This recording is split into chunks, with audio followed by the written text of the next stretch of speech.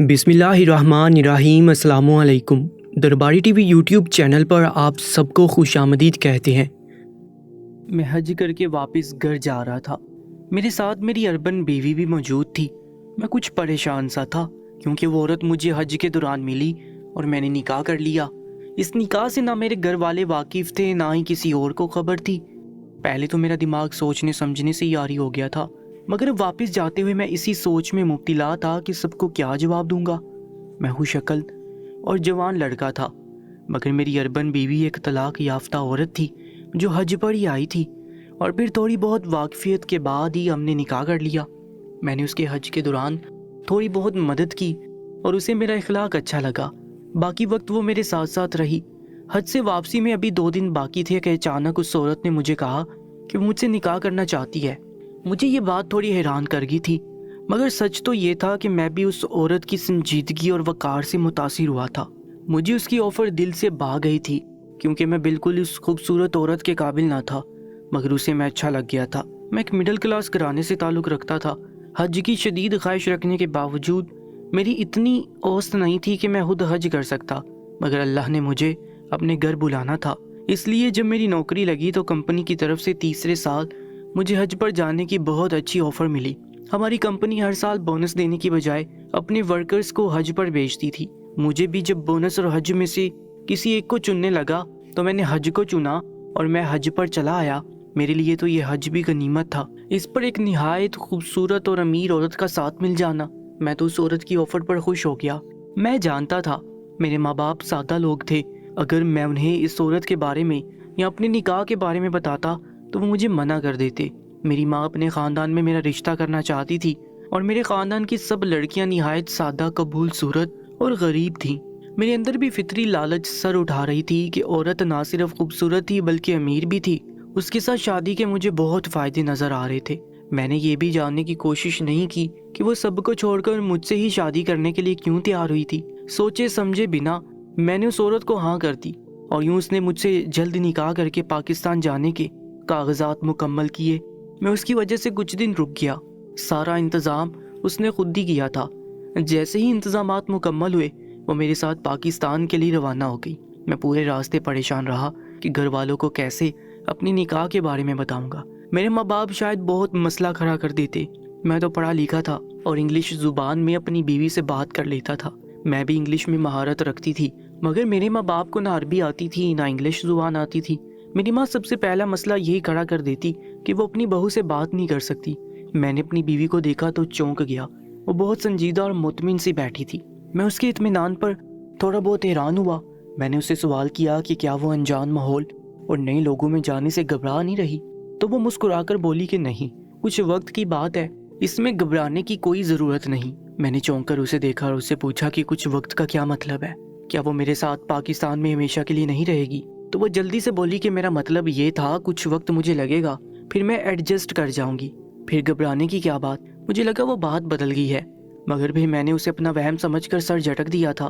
पाकिस्तान पहुंचे तो मैं उसे अपने घर ले जाते हुए बहुत सी हिदायत देता रहा, जिसमें मैंने उसे पहले से बता दिया कि मेरे वालिदैन शायद उसे कबूल ना करें और ये कि वो सादा लोग हैं और उनसे बात करने के लिए उसके पास कोई ऐसी ज़ुबान नहीं होगी जिसका वो सहारा ले सके। मेरे समझाने पर इत्मीनान से बोली कि कोई बात नहीं, शायद मैं कुछ अरसा तुम्हारी ज़ुबान सीख जाऊं, या फिर जब तुम हमारे दरमियान होगे तो तुम हमें एक दूसरे की बात समझा सकोगे। मैं उस औरत के इतने सुकून और इत्मीनान पे हैरान हो रहा था। यकीनी सी बात थी, हर इंसान नए माहौल और नए लोगों में जाने से घबरा जाता है, जबकि वो तो एक जवान औरत थी जो बिल्कुल अलग माहौल में पली बड़ी थी। उसके लिए अनजान लोगों में हमेशा के लिए रहना बहुत मुश्किल है, मगर इस पर कोई असर नहीं हो रहा था। शायद वो बहुत बाएतमाद थी और ये बात मेरे हक में बेहतर साबित होने वाली थी। मैं खुश हो गया और जब हम घर पहुंचे तो मेरे माँ बाप ने मेरी तवक्को के ऐन मुताबिक रद्द अमल दिया था। मेरे वालिद तो कुछ देर बहस के बाद खामोश हो गए और मेरी बीवी के सर पर हाथ रख के घर से चले गए, मगर मेरी माँ मुंह पर कपड़ा रखे कितनी देर रोती रही, जैसे मैंने बहुत बड़ा गुनाह कर दिया हो। मैं अपनी बीवी के सामने खज्जल ज़दा सा हो गया था। वो खामोश नज़रों से मेरी माँ को रोता देख रही थी। उसके चेहरे पर तब भी कोई तासुर नहीं उभरा था। मैंने माँ को समझाने की कोशिश की और उन्हें बताया कि ये औरत बहुत पढ़ी लिखी और ख़ूबसूरत है, इसमें कोई कमी नहीं है और उम्र भी बड़ी नहीं थी। वो सिर्फ मुतल्लका थी तो इसमें उसका क्या कसूर था? میری ماں مجھ سے لڑتے ہوئے بولی کہ ایسی بہو کا میں کیا کروں گی جو ساری زندگی صرف کسی سجاوٹ کے سامان کی طرح ایک طرف سجی بیٹھی رہے گی، نہ میں اسے بات کر سکتی ہوں، نہ گھر کے طور طریقے سکھا سکتی ہوں۔ میری ماں غمزدہ سی بولی کہ اپنے ملک اور خاندان کی لڑکیوں کی الگ بات ہوتی ہے، بندہ گھر میں کوئی بات چیت کر لیتا ہے، بہو کو گھر کے رسم و رواج سکھائے جاتے ہیں، مگر یہاں تو۔ میری ماں بات ادھوری چھوڑ کر پھر سے رونے لگی۔ میری ماں کے سادہ خیالات تھے، وہ بری طرح صدمے میں آ چکی تھی۔ میں نے شرمندگی سے اپنی بیوی کو دیکھا تو چونک گیا۔ اس کے چہرے پر ناگواری کے تاثرات تھے، مگر میرے دیکھنے پر وہ جلدی سے اپنے چہرے کے تاثرات بدل کر نرمی سے مسکرائی اور مجھ سے بولی کہ کیا تمہاری ماں کو میں پسند نہیں آئی؟ میں نے کہا کہ میں نے تو پہلے ہی بتا دیا تھا۔ میرے والدین اس بات پر شاید تھوڑے پریشان ہوں۔ میں نے اسے بتایا کہ میری ماں بس پریشان ہو رہی ہے کہ وہ تم سے بات نہیں کر پائے گی۔ وہ بولی کہ ٹھیک ہے، تم اپنی ماں کو مناؤ، مگر مجھے بتا دو کہ ہمارا کمرہ کون سا ہے، میں بہت تھک گئی ہوں اور کچھ دیر سونا چاہتی ہوں۔ میری بیوی کا اطمینان مجھے مسلسل حیران کر رہا تھا۔ میری ماں منہ کھولے اسے دیکھ رہی تھی، جو اطمینان سے مجھے دیکھتی کمرے کا پوچھ رہی تھی۔ میں نے اسے اپنا کمرہ دکھایا تو وہ کمرے میں بند ہو گئی۔ ماں کو میں نے کسی طرح منا لیا اور پھر ہمارے گھر کے حالات کچھ دنوں میں نارمل ہونے لگے۔ میرے والدین نے میری خوشی دیکھ کر میری شادی سے سمجھوتا کر لیا اور میں نے اپنی بیوی کے لیے کمرے میں ہر سہولت اور آرام دہ فرنیچر بھر دیا تھا تاکہ وہ خوش رہے۔ جب گھر میں سب کچھ نارمل ہوا تو میں نے پھر سے اپنے آفس جانے کا سوچا۔ میں نے بیوی کو بتایا تو وہ پریشان ہو گئی۔ میں سمجھ رہا تھا وہ اکیلے رہنے سے گھبرا رہی ہے، وہ میرے علاوہ کسی سے بات بھی نہیں کر سکتی تھی۔ تو میرے سمجھانے پر میری بیوی نے مجھے ایک نہایت انوکھی فرمائش کر دی۔ میں ہکا بکا سا اس کا منہ دیکھ رہا تھا۔ وہ مجھ سے بول رہی تھی کہ تم کام پر مت جاؤ، بلکہ تمہیں اب کمانے یا نوکری کرنے کی کوئی ضرورت نہیں ہے، تم صرف گھر پر میرے ساتھ رہا کرو۔ میں نے حیرت سے اسے دیکھا اور بولا کہ اگر میں تمہارے ساتھ رہوں گا تو گھر کون چلائے گا؟ میں اس گھر کا واحد کفیل تھا، میرے ابا تو بوڑھے تھے اور میں نے خود ان کا کام چھڑوایا تھا۔ وہ اتنی ناسمجھ تو نہیں لگتی تھی کہ کم عمر لڑکیوں کی طرح ایسی فرمائشیں کرتی۔ میری حیرت اور پریشانی پر وہ مسکرا کر بولی کہ میں تمہیں روزانہ 1000 ریال دوں گی، تمہارے گھر کا خرچ چلتا رہے گا، اخراجات میں کوئی کمی نہیں آئے گی۔ وہ بولی کہ تم یہی سوچ لو گے کہ آج سے تمہاری نوکری یہی ہے، تم صرف میرے ساتھ رہو گے۔ اس عورت کی بات پر مجھے جھٹکا لگا تھا، گو کہ وہ میری بیوی بن چکی تھی اور ظاہر ہے میری یہی سوچ تھی کہ اس کی جائیداد پیسے سے میرا بھی برابر کا حق تھا، مگر مجھے یہ بات عجیب لگ رہی تھی کہ وہ مجھے کام نہ کرنے کے پیسے دے گی۔ میں نے اسے کہا کہ وہ مجھے پورا دن اپنے ساتھ کیوں رکھنا چاہتی ہے، تو وہ کندھے اچکا کر بولی ایک بیوی آخر شوہر کو اپنے ساتھ کیوں رکھنا چاہے گی۔ میں نے اس کے جملے پر چونک کر اسے دیکھا تو وہ بولی کہ دیکھو یہاں میں کسی کو نہیں جانتی، تمہارے والدین بھی میری زبان سے ناواقف ہیں، تم جب ہمارے درمیان ہوتے ہو تو میں تم سے کچھ بات کر لیتی ہوں اور تمہاری وجہ سے میں تھوڑا بہت تمہارے ماں اور باپ سے بھی بات کر لیتی ہوں۔ اس نے مجھے یہ کہہ کر منا لیا، مجھے تم لوگوں کی زبان سیکھنے کے لیے تمہاری مدد کی ضرورت ہے، تم مجھے مناؤ گے تو میں اس گھر میں رہنے کے قابل ہو سکوں گی، ورنہ میں اس گھر میں اکیلی دیواروں کا منہ نہیں دیکھ سکتی۔ وہ مجھے اپنی مجبوری بتا رہی تھی۔ میں نے سر ہلا دیا، میں سمجھ گیا تھا وہ ایک امیر زادی تھی اور یقیناً اسے اس گھر میں اکیلے بیٹھ کر بوریت محسوس ہو رہی تھی۔ وہ توجہ کی عادی تھی اور میرے والدین اسے توجہ تو نہیں دے پا رہے تھے، بلکہ وہ سارا دن اسے ایسے تکتے رہتے جیسے وہ کوئی شیشے کی گڑیا ہے۔ اپنی بیوی کی بات مان کر میں نے کام چھوڑ دیا اور بہت خوش ہو گیا کہ مجھے خوبصورت بیوی بھی مفت میں مل گئی تھی اور بیٹھے بٹھائے روزانہ 1000 ریال بھی مل رہا تھا۔ مجھے لگ رہا تھا کہ قسمت مجھ پر مہربان ہو رہی ہے۔ دن بہت اچھے گزر رہے تھے، مگر اچانک مجھے محسوس ہونے لگا جیسے میری صحت گرتی جا رہی ہے۔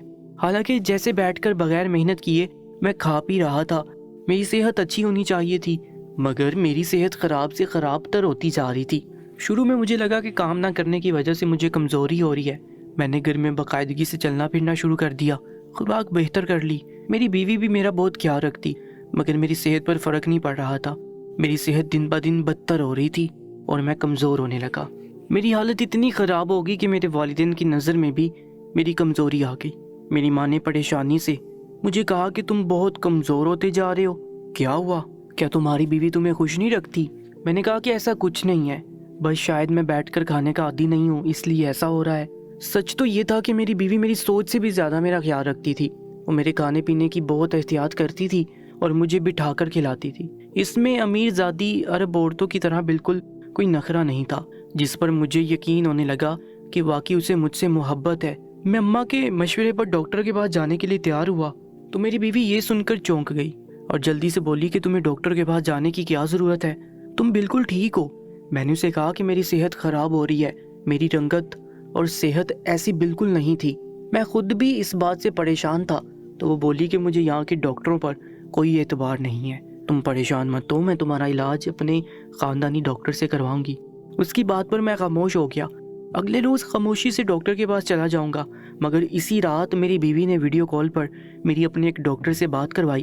وہ بہت ماہر ڈاکٹر تھا۔ اس نے مجھ سے میری ساری حالت پوچھی اور میرا بغور جائزہ لے کر اس نے مجھے تسلی دی۔ پھر وہ میری بیوی سے کتنی دیر تک تفصیل سے بات کرتا رہا اور نہ جانے کیا کیا علاج بتاتا رہا، جبکہ میں تو ہر آئے روز اپنی اربن بیوی کی نئی نوازشات پر حیران ہونے لگا تھا۔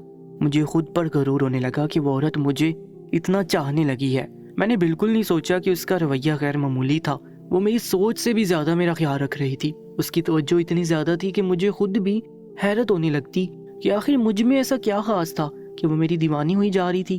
اپنے ڈاکٹر کی ہدایات پر وہ مجھے روزانہ دودھ اور زیتون کا تیل پلانے لگی۔ میرے پوچھنے پر اس نے یہی بتایا کہ ڈاکٹر کا کہنا ہے زیتون کے تیل سے میری کمزوری ختم ہو جائے گی۔ دن تیزی سے گزرتے جا رہے تھے مگر میری صحت پر کوئی خاص فرق نہیں پڑ رہا تھا۔ ایک دن میں بازار سے خریداری کر کے گھر آ رہا تھا کہ راستے میں مجھے اپنی پڑوسن ملی۔ میری یہ پڑوسن ایک جوان عورت تھی اور وہ ایک سرکاری اسکول میں عربی کی ٹیچر تھی۔ اسے یہ ظلم تھا کہ وہ عربی جانتی ہے۔ محلے والوں پر اپنا رعب جھاڑنے کے لیے اس نے میری بیوی سے بہت دوستانہ گانٹھا ہوا تھا۔ وہ اکثر ہمارے گھر آتی رہتی تھی۔ ابھی مجھے دیکھ کر اس نے خوش دلی سے سلام کیا، میں نے مروتاً جواب دیا اور اپنے گھر میں داخل ہونے لگا۔ مگر اچانک وہ بولی کہ بھائی مجھے آپ کی فکر ہوتی ہے، آپ کی صحت بہت خراب ہونے لگی ہے، آپ کو چاہیے کہ آپ ڈاکٹر سے اپنا علاج کروائیں۔ میں نے ٹھٹک کر اسے دیکھا اور پھر اسے اطمینان دلایا کہ میں علاج کروا رہا ہوں، جلدی ٹھیک ہو جاؤں گا۔ مگر وہ جانے کی بجائے متذبذب سی مجھے دیکھتی وہیں کھڑی رہی۔ میں اسے نظر انداز کر کے گھر میں داخل ہونے لگا تو اس نے پھر سے مجھے پکار کر کہا کہ کس ڈاکٹر سے علاج کروا رہے ہیں۔ میں نے اس کے سوال پر ناگواری سے دیکھا، جانے اس کو کیا پڑی تھی کہ وہ میری معاملات میں ٹانگ اڑانے کی کوشش کر رہی تھی۔ مجھے لگا وہ خواہ مخواہ میرے ساتھ فری ہونے کی کوشش کر رہی ہے۔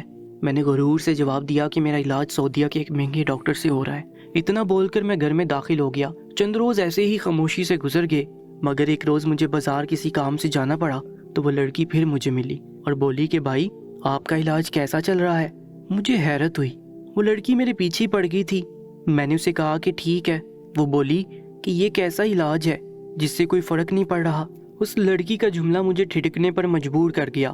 یہ بات میری ماں نے بھی کی تھی کہ مجھ پر کوئی فرق نہیں پڑ رہا، بلکہ میں اور زیادہ کمزور ہوتا جا رہا ہوں۔ میں نے اس لڑکی سے کہا کہ بیماریاں یا کمزوری اتنی جلدی ختم نہیں ہو جایا کرتے، ظاہر ہے کچھ وقت تو لگے گا۔ تب وہ ایسی بات بول گئی جو مجھے رکنے پر مجبور کر گئی تھی۔ بولی کہ خیال کیجیے گا، ایسا نہ ہو اس وقت میں آپ کی جان ہی چلی جائے اور آپ بے خبری میں مارے جائیں۔ میں نے اس لڑکی کے جواب پر حیرت سے جھٹکا کھا کر اسے دیکھا۔ ایک چھوٹی سی بات کو وہ نہ جانے کیوں اتنا بڑھا رہی تھی۔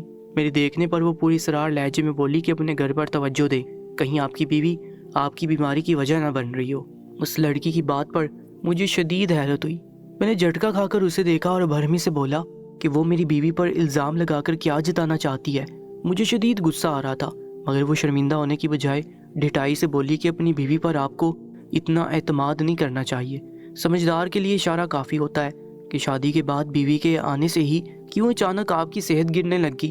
اس لڑکی کی بات اگر میں ٹھنڈے دماغ سے سنتا تو یقیناً وہ ٹھیک بول رہی تھی، مگر مجھے اس کی بات پر شدید غصہ آ گیا۔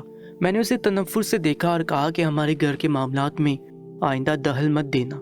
مجھے لگ رہا تھا کہ وہ میری بیوی سے شدید جلن کا شکار ہے۔ جتنی محبت اور آسائشات میں اپنی بیوی کو دے رہا تھا، کوئی بھی لڑکی یہ دیکھ کر حسد کا شکار ہو سکتی تھی۔ میں آگے بڑھا تو وہ پیچھے سے بولی کہ میری بات کو ٹھنڈے دماغ سے سوچیے گا، اور اگر آپ بات سننے پر آمادہ ہو جائیں تو میں کچھ بتانا چاہتی ہوں، مگر ابھی میں جان گئی ہوں کہ اگر میں نے وہ بات بتائی تو آپ الٹا مجھ پر ہی الزام لگا دیں گے۔ لڑکی یہ بول کر وہاں سے چلی گئی اور میں الجھا ہوا سا گھر میں داخل ہو گیا۔ نہ چاہتے ہوئے بھی میرے دماغ میں اس لڑکے کی باتیں چلتی رہی تھی۔ میں نے اپنی بیوی کا جائزہ لیا، اس کے چہرے پر پہلے روز والا اطمینان موجود تھا۔ وہ ہمارے گھر میں خوش تھی۔ رات کے وقت میں نے کھانا لینے کے لیے اٹھنا چاہا تو وہ جلدی سے اٹھی اور مجھ سے بولی کہ تم ریسٹ کرو، میں تمہارے لیے کھانا لاتی ہوں۔ اس نے مجھے کھانا لا دیا۔ کھانا کھانے کے بعد چائے اور پھر رات کو سونے سے پہلے دودھ دیا۔ میں نے تو کچھ دنوں میں ہی محسوس کر لیا تھا کہ وہ مجھے اٹھ کر کوئی بھی کام نہیں کرنے دیتی تھی، بلکہ وہ خود میرا سارا کام کر دیتی تھی۔ جب سے میں بیمار ہوا تھا وہ مزید مجھے آرام و سکون دے رہی تھی۔ میں اپنی بیوی پر شک نہیں کرنا چاہتا تھا، وہ ایک فرما بردار عورت تھی۔ میں چاہتا تھا کہ میں اس کے لیے اپنے دل میں کوئی شک نہ آنے دوں، مگر میرے دماغ سے پڑوسن کی باتیں نہیں جا رہی تھی۔ میں جنجلا کر رہ گیا۔ ایک روز تھک کر میں گلی میں جا کر کھڑا ہو گیا۔ یہ دن کا وقت تھا اور اس وقت میری پڑوسن اسکول سے واپس گھر آتی تھی۔ کچھ دیر بعد وہ مجھے گلی میں آتی ہوئی نظر آئی تو میں اس کے سامنے چلا گیا۔ میرے اندر کا تجسس مجھے کہیں چین نہیں لینے دے رہا تھا۔ میں چاہتا تھا کہ اس روز کی طرح وہ مجھے دیکھ کر خود سے سب بتا دے۔ مجھے لگنے لگا تھا کہ وہ کسی راز سے واقف ہے۔ میری دن بہ دن گرتی صحت اور میری بیوی کی فرما برداری مجھے بھی چونکا رہی تھی۔ میں پڑوسن کے سامنے گیا تو اس نے مجھے پہلے کی طرح مخاطب کرنے کی بجائے خاموشی سے سر جھکا لیا اور ساتھ سے گزر گئی۔ میں شرمندہ ہو گیا۔ میرے اس روز والے رویے کی وجہ سے آج وہ مجھ سے بات نہیں کر رہی تھی۔ میں نے جلدی سے اسے پکارا اور اس سے معذرت کرنے لگا تو وہ خوش دلی سے مجھے معاف کر گئی اور بولی کہ اسے میرا رویہ برا نہیں لگا، کیونکہ اپنے گھر کے لوگوں کے بارے میں کوئی بھی انسان ایسا نہیں سننا چاہتا۔ پھر وہ بولی کہ اگر آپ سچ سننا چاہتے ہیں تو میں آپ کو کچھ بتانا چاہتی ہوں۔ میں تو منتظر تھا، اس سے سچ سننے کے لیے ہی وہاں کھڑا تھا۔ میں نے اسے کہا کہ مجھے بتاؤ تم میری بیوی کے بارے میں ایسی بات کیوں کی تھی؟ اسے میری بیوی پر کیوں شک ہوا؟ اس پر وہ لڑکی بولی کہ کچھ دن پہلے رات کو اس کے گھر مہمان آئے مگر چائے کے لیے پتی موجود نہ تھی۔ میری بیوی سے دوستی کی وجہ سے وہ رات کو ہی ہمارے گھر آ گئی۔ گھر کا دروازہ کھلا تھا اور میری بیوی کچن میں میرے لیے دودھ بنا رہی تھی۔ وہ بولی کہ میں اچانک کچن میں گئی تو یہ دیکھ کر ٹھٹک گئی کہ آپ کی بیوی آپ کے دودھ میں کچھ ملا رہی تھی۔ میرے وہاں پہنچنے پر اس نے جلدی سے اپنے ہاتھ میں موجود شیشی چھپا دی اور گھبرا کر مجھے دیکھنے لگی۔ اپنی پڑوسن کی بات پر میں نے اطمینان سے کہا کہ دیکھو تم میری بیوی پر شک کر رہی ہو، وہ مجھے کچھ بھی ایسا ویسا نہیں دیتی، بلکہ وہ میری کمزوری کی وجہ سے اور میری ہڈیوں کی کمزوری کی وجہ سے مجھے زیتون کا تیل دیتی ہے، اور میں اس بات سے پہلے ہی واقف ہوں۔ میری بیوی نے ڈاکٹر سے بات کی تھی، اس کے بعد سے مجھے زیتون کا تیل دینے لگی۔ ڈاکٹر نے کہا کہ زیتون کا تیل میرے لیے بہت فائدہ مند ہے، مگر میری پڑوسن نے سر ہلا کر مجھے اگلی بات بتائی تو میرے ہوش اٹھ گئے۔ وہ بولی کہ شاید ایسا ہی ہو، مگر اسے زیتون کا تیل مجھ سے چھپانے کی کیا ضرورت تھی؟ اس کے علاوہ میں نے آپ کی بیوی کو ایک مرتبہ کسی سے فون پر بات کرتے سنا تھا، وہ عربی میں بات کر رہی تھی۔ میں عربی زبان زیادہ نہیں جانتی، مگر مجھے کچھ الفاظ سمجھ آئے اور وہ الفاظ ایسے تھے کہ میں نہ چاہتے ہوئے بھی چونک گئی تھی۔ پڑوسن کی بات پر میں نے اس سے پوچھا کہ اس نے ایسا کیا سن لیا۔ اس پر اس نے مجھے میری بیوی کے جو الفاظ بتائے وہ میرے سر پر آسمان گرا گئے تھے۔ میں ہکا بکا اپنی پڑوسن کو دیکھ رہا تھا۔ وہ ہمدرد نظروں سے مجھے دیکھتے ہوئے بولی بھائی بہتر ہوگا اپنی بیوی پر اندھا دھند اعتماد نہ کرے۔ وہ اتنا بول کر چلی گئی، مگر میرے دماغ میں اس کی باتیں کھب گئی تھیں۔ فون کال کے جو الفاظ اس نے بتائے وہ مجھے کہیں چین نہیں لینے دے رہے تھے۔ اس نے بتایا کہ میری بیوی کسی سے بول رہی تھی کہ میں جلدی سالت تک پہنچ جاؤں گا کہ مجھے ہسپتال میں داخل کیا جائے تو وہ مجھے سعودیہ لے جائے گی۔ میں اس بات سے خوفزدہ ہو گیا، مگر میں پوری طرح اس پڑوسن پر یقین بھی نہیں کر سکتا تھا۔ چند دنوں میں ہی میں بخار کی وجہ سے بسترگاہ ہو گیا۔ ابھی میں اسی کشمکش میں تھا کہ پڑوسن کی بات سچ ہے یا نہیں، اور تب میری بیوی نے میری بیماری پر جو کہا وہ مجھے ٹھٹکا گیا۔ وہ بولی کہ میں ایسے ٹھیک نہیں ہو رہا، وہ مجھے سعودیہ لے جا کر علاج کروانا چاہتی ہے۔ اس نے وہی بات کر دی جو میری پڑوسن نے بتائی تھی۔ میرے والدین بھی گھبرائے ہوئے تھے۔ میں بیوی کی بات پر چپ ہو گیا، مگر اگلے ہی روز صبح صبح جب وہ سو رہی تھی میں اپنے ماں باپ کے ساتھ ہسپتال پہنچ گیا۔ ڈاکٹر نے میرا چیک اپ کر کے جو بات بتائی وہ مجھے خوف سے تھرا گئی تھی۔ ڈاکٹر بول رہا تھا کہ مجھے ایسی دوا دی جا رہی تھی جو میرے اندر کی چربی کو بالکل ختم کر رہی تھی، اس لیے میں بیمار ہوتا جا رہا تھا۔ انسانی جسم میں ہر شے کی ضرورت ہوتی ہے۔ میں کوئی موٹا یا صحت مند مرد نہیں تھا، نہ مجھ میں اضافی چربی تھی۔ چربی ختم کرنے کی دوا لینے سے میرے جسم میں چکنائی بالکل ختم ہوتی جا رہی تھی۔ میں جانتا تھا مجھے ایسی دوا کس نے دی، میری بیوی میرے ساتھ ایسا کر رہی تھی۔ وہاں وہ مجھے چربی ختم کرنے کی دوا دے رہی تھی، دوسری جانب مجھے زیتون کا تیل دے کر بچا بھی رہی تھی۔ میں الجھ کر رہ گیا۔ میرے پاس آخری حل یہی بچا کہ میں پولیس کو سب بتا دیتا۔ میں نے سنبھلتے ہی اپنے ایک پرانے کولیگ کو کال کی اور اس سے مدد مانگی۔ اس کا بھائی پولیس آفیسر تھا، وہ اپنے بھائی کے ساتھ پہنچ گیا۔ میں نے ساری بات من و ان پولیس کو بتا دی۔ وہ سعودیہ کی باسی تھی، اس پر ہاتھ ڈالنا مسئلہ کھڑا کر سکتا تھا، اس لیے اس پر کیس کر کے سعودی ایمبیسی کو بھی خبر دی۔ پولیس نے سارا معاملہ سنبھال لیا۔ میری بیوی کو تفتیش کے بعد سعودیہ کی پولیس میں بھیجا جانا تھا۔ وہ یہ سب دیکھ کر گھبرا گئی اور مجھ سے معافیاں مانگنے لگی۔ میں نے اس سے پوچھا کہ وہ مجھے صرف سچ بتا دے تو میں اسے پولیس سے بچا لوں گا۔ پھر وہ آرام سے سعودیہ جا سکتی ہے۔ وہ کچھ دیر تو سر جھکائے بیٹھی رہی۔ اس کے پاس مجھ پر یقین کرنے کے علاوہ کوئی چارہ نہیں تھا، اس لیے اس نے مجھے سچ بتا دیا، جو سن کر میرے اندر خوف کی ایک لہر دوڑ گئی۔ وہ ایک عذاب فروش گروہ سے تعلق رکھتی تھی۔ میرے جیسے غریب اور بے وقوف لڑکوں سے نکاح کر کے وہ انہیں بیمار کر دیتی، پھر انہیں اپنے مخصوص کلینک پہنچا دیتی، جہاں علاج کے نام پر وقتاً فوقتاً سب اعضاء نکال کر مہنگے داموں بیچ دیتے، اور لڑکے کی موت پر اس کے لواحقین کو یہی بول دیا جاتا کہ وہ بیمار تھا، بچ نہیں پایا۔ وہ مرد و عورت مل کر کام کرتے تھے۔ ہم لڑکوں کی طرح ان کے مرد ایسے ہی لڑکیوں سے شادی کر کے انہیں بھی ہسپتال پہنچا دیتے۔ ان کا یہ گروہ بہت رازداری سے کام کرتا تھا۔ ویڈیو کال پر بات کرنے والا ڈاکٹر بھی اس کھیل کا حصہ تھا۔ میری بیوی نے مجھے اسی لیے کہیں نہیں جانے دیا تاکہ میں کسی کے مشورے پر خود ڈاکٹر تک نہ پہنچ سکوں، مگر میرے پڑوسن کی مہربانی سے مجھے سچ کی خبر ہو گئی اور میں ان کا کھلونا بننے سے بچ گیا۔ مجھے شدید دکھ ہو رہا تھا، مجھ جیسے نہ جانے کتنے لڑکے اور لڑکیاں خوبصورت اور دولت مند ساتھی پا کر سب احتیاط بلا دیتے ہیں۔ ایک قطعی انجان انسان سے شادی کرنا جہالت کے علاوہ کچھ نہیں ہے۔ میری آنکھوں پر بھی اس مرد کی خوبصورتی اور پیسے کی پٹی بن گئی تھی۔ خدمت کے نام پر وہ مجھے اندر سے کھوکھلا اور بیمار کرتی جا رہی تھی، مگر مجھے خبر تک نہیں ہو پائی تھی۔ میری بیوی مجھے سچ بتا کر منتیں کرنے لگی کہ میں اسے پولیس سے بچاؤں۔ وہ جرم کر کے معصوم بن رہی تھی۔ وہ خاموشی سے واپس لوٹ جانا چاہتی تھی، مگر میں جانتا تھا وہ واپس جا کر کسی اور معصوم لڑکے کو پھنسا لیتی۔